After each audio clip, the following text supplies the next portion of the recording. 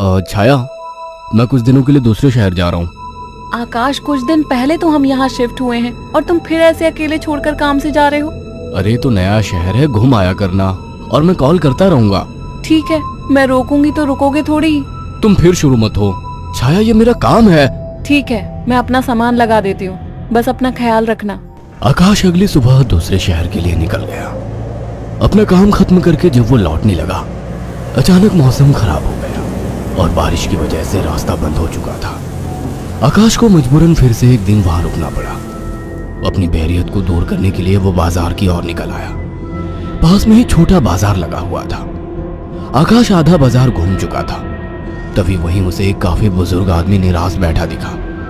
उसके पास दो छोटी छोटी मूर्ति और एक थोड़ी बड़ी मूर्ति थी, जिस पर काफी अच्छी कारीगरी की हुई थी। बाबा, आप क्यों परेशान हो? कुछ नहीं बाबूजी, बस सुबह से कुछ भी नहीं बिका। अरे बाबा, परेशान ना हो। ये मूर्ति कितने की है? एक काम कीजिए, ये 2000 रुपए है, ये मुझे दे दीजिए। बुजुर्ग ने डरते और झिझकते हुए कहा, लेकिन बेटा, ये मूर्ति शापित है। ये सब बकवास बातें होती हैं बाबा, कोई शाप वाप नहीं होता है। लाओ, ये मूर्ति मुझे दे दो। बुजुर्ग ने कांपते हाथों से उस मूर्ति को आकाश को दे दिया। रात में आकाश होटल के कमरे में गया और फोन पर छाया से बात करने लगा। उसे ठंड सी महसूस होने लगी। फोन रखकर वो सोने के लिए लेट गया। रात गहरी हो चुकी थी, बारिश की वजह से ठंड थी, पर उसे अचानक गर्माहट महसूस होने लगी। उसे अच्छा लग रहा था। उसे महसूस हुआ जैसे कोई उससे चिपक कर लेटा हो। मीठी सी खुशबू, रेशमी बाल, दूसरे जिस्म की गर्मी, मानो छाया ही उसके पास हो। वो लगातार नींद में किसी के स्पर्श को महसूस कर रहा था। अचानक उसे अपने शरीर पर वजन महसूस हुआ। वो अचानक से उठकर बैठ गया। कमरे में बिल्कुल अंधेरा था। उस रूम की लाइट ऑन की तो देखा कमरा खाली था, कोई नहीं था।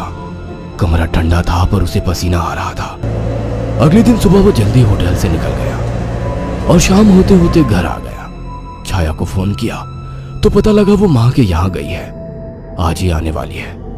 उसके पास डुप्लीकेट चाबी थी। उसने गेट खोला और अंदर गया। थोड़ी देर बैठने के बाद नहाने चला गया। उसे बाथरूम में जाने के बाद ऐसा लगा बाहर कोई है। वो जैसे ही निकला उसको कोई नजर नहीं आया। वो ऊपर गया और उसे एक परछाई नजर आई। कौन है? छाया, मजाक मत करो, मुझे ऐसा मजाक पसंद नहीं है। तभी दरवाजे की डोरबेल बजी।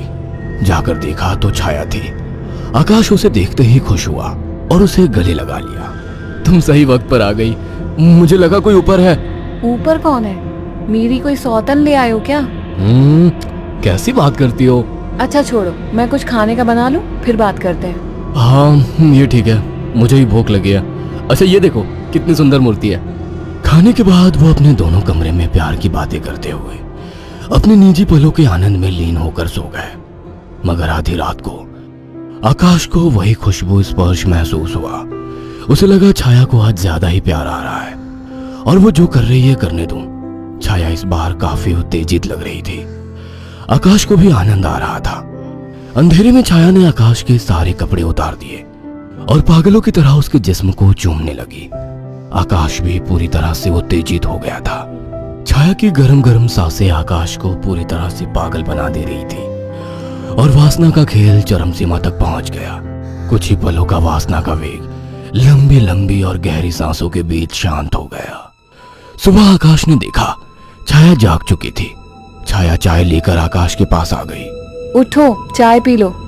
वह चाय के लिए उठा तो छाया बोल उठी, ये मूर्ति लेकर कब से सोने लगे तुम? अरे ये तो साइड में रखी थी, वहां बिस्तर में कैसे आ गई?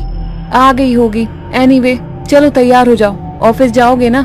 लाओ, इस मूर्ति को मैं रख देती हूँ। थोड़ी देर बाद छाया कमरे में सफाई करने गई। वो काम में बिजी थी, पर उसे लगा जैसे मूर्ति उसे देख रही है। जैसे उसने मूर्ति की तरफ देखा, मूर्ति अपनी जगह जैसी थी वैसे ही रखी थी। छाया काम खत्म करके कमरे से निकलने को हुई तो अचानक मूर्ति गिर गई। छाया ने पलट के मूर्ति को उठाया। अचानक मूर्ति मुस्कुराई।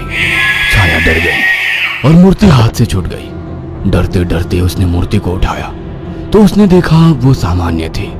शैतान मूर्ति डराती है मुझे, ये कहकर उसने मूर्ति को अलमारी में रख दिया। काम खत्म कर छाया नहाने गई और जैसे ही उसने कपड़े उतारे और पानी का नल खोला गर्म पानी उस पर गिरा। वो चिल्ला उठी और बिना कपड़ों के बाहर निकलकर भाग आई। उसके जिस्म पर छाले हो चुके थे